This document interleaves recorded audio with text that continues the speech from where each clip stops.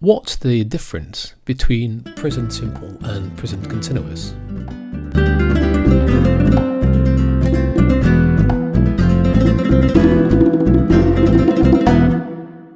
Present simple describes what we do regularly. He goes to school by bus every day. I walk, I don't walk. The same thing with you, we and they, but we say he walks, he doesn't walk.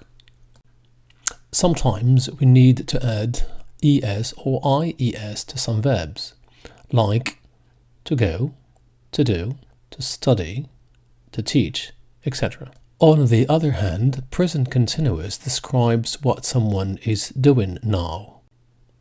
I am going to the park now. I am not going to school today. So present continuous is subject plus be plus v ing. Here are some key words. Learn them. Goodbye for now.